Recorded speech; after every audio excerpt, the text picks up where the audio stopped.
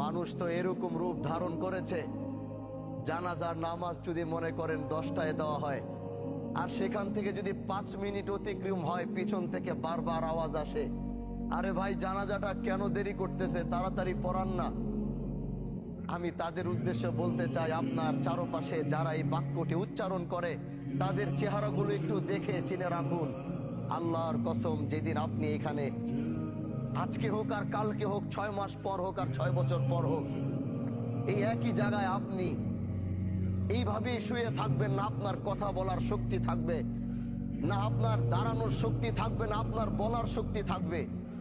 ঠিকই একই মানুষগুলো আপনাকে রেখেও তারা তাড়াহুড়া করবে। এটাই হচ্ছে পৃথিবী, আর এটাই হচ্ছে দুনিয়া। এই সবচেয়ে বড় বাস্তবতা থেকে আমরা যতই পালাবো, আল্লাহ তো ঘোষণা করে দিছে, তুম্মা ইলাইনা তুরজাউন। কোথায় যাবা? 7 সাগর